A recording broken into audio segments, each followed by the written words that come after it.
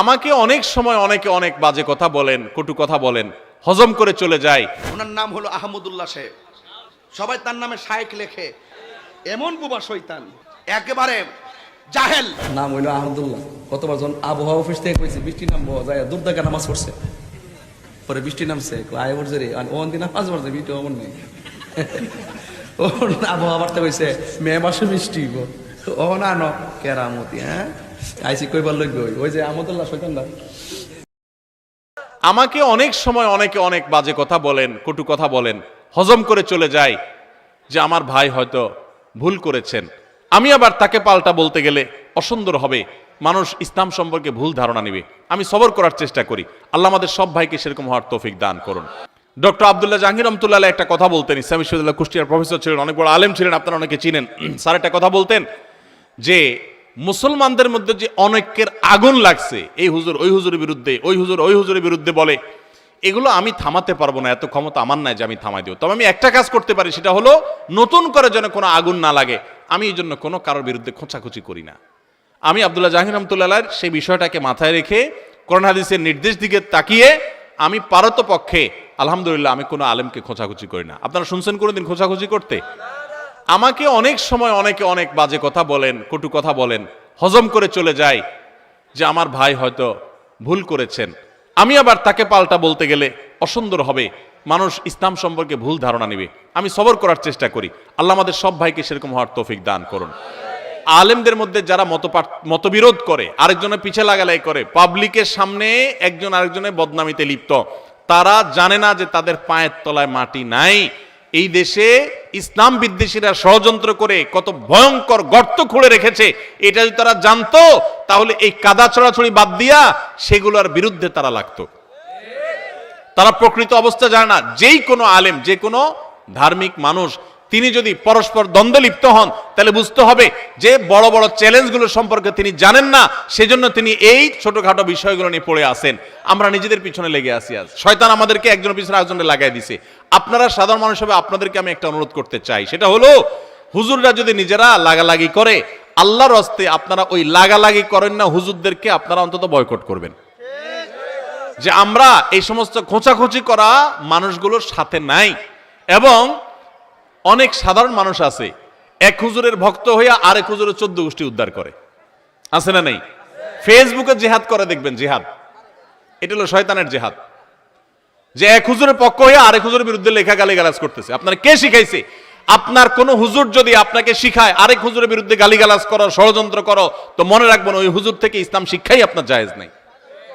আপনি দিন শিখবেন সেই মানুষের কাছ থেকে যে মানুষটা অন্য মানুষকে ভালোবাসতে শিখায়। কারো ভুল হতে পারে, সুন্দরভাবে পারলে বুঝান, না হলে চুপ থাকেন।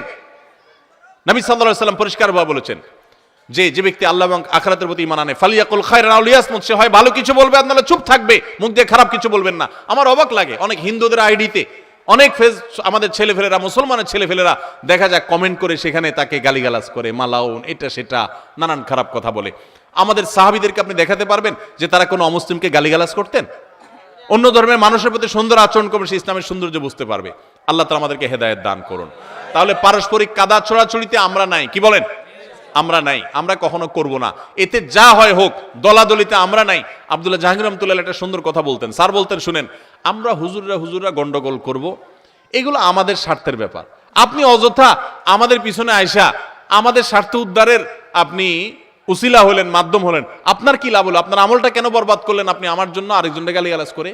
এই জন্য কোনো হুজুরের ভক্তি করতে গিয়া আরেক হুজুরের শত্রু হতে যাবেন, আরেক হুজুরের গালিগালাজ করতে যাবেন। এবং মুসলমানদের পরস্পর এক দল আরেক দলের গোষ্ঠী উদ্ধার করলেন, এটা উনি একপন্থী উনি আরেকপন্থী, ভাই আপনারটা আপনি প্রচার করেন, আরেকজনকে গালিগালাজ করবেন না। মনে রাখবেন তো ইনশাআল্লাহ? তাহলে ওলামাদের ঐক্য যাতে নষ্ট না হয়, সেই জন্য আমরাও শান্তিপূর্ণ ভাবে থাকার চেষ্টা করব এবং এই জাতীয় কাজ পরিহার করব। আল্লাহ আমাদের তৌফিক দান করুন। আল্লাহ তাআলা আমাকে আস-সুন্নাহ ফাউন্ডেশন গঠন করার আরো 1 যুগ আগে আমাকে আল্লাহ তাআলা ছোটখাটো কিছু সেবামূলক কাজ করার তৌফিক দিয়েছেন। অনেক বেশি করতে পেরেছি তা না, মানুষের কাছ থেকে চেয়ে চিনতে নিয়ে গরিব মানুষদের পাশে দাঁড়ানো, ঝড় জলোচ্ছ্বাসে, বিভিন্ন সময় বন্যায়, সাইক্লোনে অভাবী মানুষদের পাশে দাঁড়ানোর জন্য ছুটে ছুটে আমি গিয়েছি। যখন আমার বয়স অনেক বেশি ছিল না, তখন থেকে এক ধরনের ব্যাকুলতা ছিল যে মানুষের জন্য যদি কিছু করতে পারতাম খুব ভালো লাগতো। আলহামদুলিল্লাহ আল্লাহ তাআলা ইহসান করেছেন এখন যে আমাদের আসুন্নাহ ফাউন্ডেশন থেকে এখন সারা দেশে আমরা মানুষের পাশে দাঁড়াবার চেষ্টা করি। এজন্য যুবক ভাইরা, সেবামূলক কাজ করার জন্য টাকা বড় জিনিস না, টাকা সবচেয়ে বড় প্রয়োজন না। আপনার কাছে টাকা নাই, আপনি রাস্তা পরিষ্কার শুরু করে দেন, আপনি পাবলিক প্লেসগুলো পরিচ্ছন্ন করা শুরু করে দেন, আপনারা বাস স্টেশনগুলো পরিষ্কার শুরু করে দেন, বড় একটা বস্তা নিয়ে সব পলিথিনগুলো কুড়ান, এগুলোর কারণে পরিবেশ নোংরা হয়ে যাচ্ছে।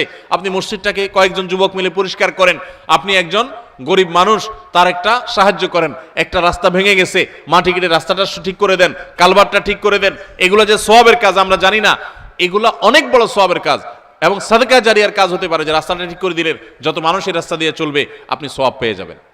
তাহলে এই ধরনের সেবামূলক কাজগুলো আমরা শুরু করতে পারি। যদি এখন আপনি সাধ্য অনুযায়ী, আপনার পকেটের টাকা নাই, তো যা আছে সেটা দিয়ে শারীরিক শ্রম দিয়ে কাজ শুরু করে দেন।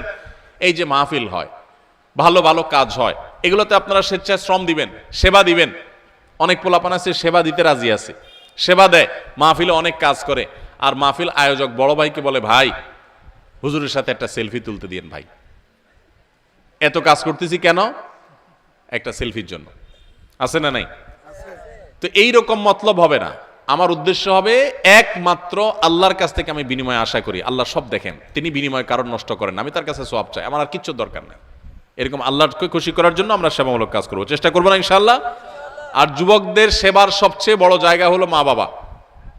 অনেক যুবক আছে বাইরে বহুত সেবামূলক কাজ করে, বাড়িতে প্লেটের পানিটাও ফালায় খায় না। আছে না নাই? মা বাপের এমন বোঝা, বাইরে উনি বিরাট বড় সমাজ সেবক, বিরাট বড় নেতা, বিরাট বড় জনপ্রিয় মানুষ, কিন্তু বাড়িতে প্লেটের পানিটাও ফালায় খায় না। তো এটা কোনো সেবা হতে পারে না। আপনার সবচেয়ে বড় সেবার জায়গা হলো আপনার মা বাবা। বাবার কাজ করে দিবেন, মায়ের কাজ করে দিবেন। যুবকরা এখন এগুলো হারিয়ে গেছে আমাদের সমাজ থেকে।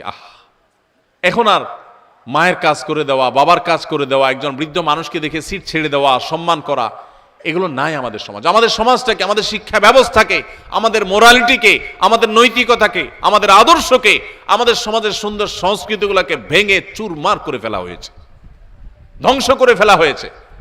আবার যদি ঘুরে দাঁড়াতে হয়, আপনাদেরকেই জাগ্রত হতে হবে যুবকরা। কয়েকজন বন্ধু মিলে দাঁড়াবেন যে আমরা বাসে চলবো, কোনো মুরব্বী দেখবো, কোনো মহিলাকে দেখবো, আমরা সিট ছেড়ে দেব। গত পরশুদিন এক ভাই, একজন বিশ্ববিদ্যালয়ের শিক্ষক, তিনি বলছিলেন যে আমি পড়াশোনার জন্য থাইল্যান্ডে বহু বছর ছিলাম। বললেন যে আমি তখন দেখেছি সেখানে যে কোনো প্রেগনেন্ট মহিলা যদি আসে, অথবা বৃদ্ধ কোনো মানুষ আসে, কোনো নারী আসে, কোনো বাচ্চা নিয়ে কেউ আসে, তো 100% শিওর যে পাবলিক প্লেসে অনেকে সিট ছেড়ে দিবে। আর আমাদের অবস্থা কি এখন? আমরাও আমাদের ছেলেবেলা দেখেছি আমাদের সমাজের সৌন্দর্য, যে যুবকরা মুরব্বীদেরকে দেখলে সিট ছেড়ে দিতেন, তাদেরকে বসতে দিতেন। এখন এগুলো হারিয়ে গেছে। তো আপনি জনসেবা করতে চান, আপনার বাবার কাজটা আগায় দেন, জুতাটা সোজা করে দেন, বাবার হাত থেকে ব্যাগটা নিয়ে নেন, মায়ের কোন একটা কাজ আগায় দেন, একটু হেল্প করেন, ডিস্টার্ব বা কষ্ট দিয়েন না, পারলে একটু উপকার করেন। আপনার সেবার শুরু হবে সেখান থেকে, যে নিজের ঘরে সেবা শুরু করে দিবে, নিজের আপনজনদের সেবা শুরু করবে, আল্লাহ তাআলা তাকে গোটা মানবতার সেবার তৌফিক দিবেন ইনশাআল্লাহ। এই জন্য সেবা আমাদের ঘর বাড়ি থেকে, আশপাশ থেকে শুরু করব, চেষ্টা করবো না ইনশাআল্লাহ।